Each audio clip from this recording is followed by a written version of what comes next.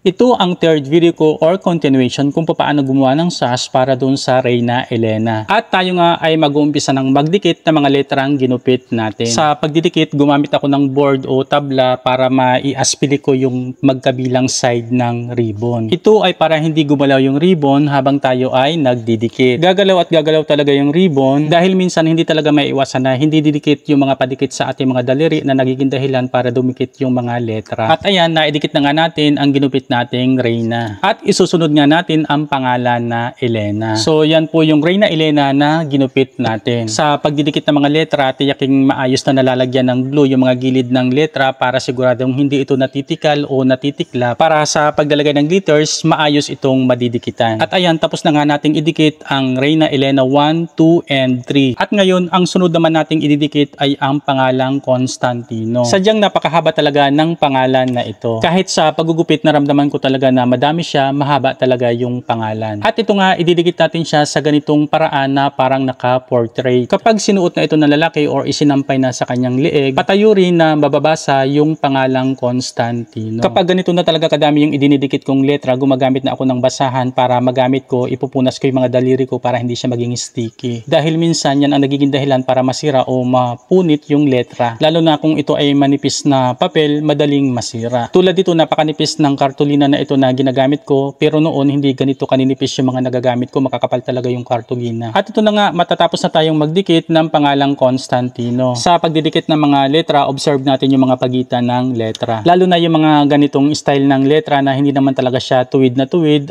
medyo slant siya. Observe natin yung top and bottom na pagitan niya, yung left side at saka yung right side. Lalo na sa mga ganitong pagdidikit na napakaliit ng space, saktong-sakto lang talaga yung letra. At ito naman ang sunod nating ididikit, ang Reyna Elena 4, 5, and 6. Kung may mga nagupit na kayong mga letra or pangalan, maaari na ninyo itong ipwesto dun sa inyong pagdidikitan. Siguraduhin nyo lang na hindi mahangin dun sa lugar na ginagawa ninyo ito at hindi siya mahahagip ng hangin ng electric fan. Ang kagandahan kapag nakapwesto na yung mga letra or mga pangalan, makikita mo na agad yung space ng iyong paglalagyan at yung mga pagitan ng letra. Mas makikita mo na din yung top and bottom space ng mga letra or bawat letra. Sa mga naging karanasan ko sa ganitong gawain, lagi talaga akong naka-observe dun sa top part na paglalagyan ng letra. Tulad nito, tig 1 cm yung top and bottom part space. So kapag magdidikit na ako, unahin ko lagi yung top part nung letra na idikit. Depende na rin kung saan kayo komportable na magsimula. Dahil ang bawat isa naman may kanya-kanyang pamamaraan ng pagdidikit. Ito ay isang tip or idea na maaring makatulong din sa inyo. Makatutulong ito para maging sakto agad yung pagkakalagay ng letra. Dahil ang mga ganitong papel na naidikit na sa ribbon, lalo na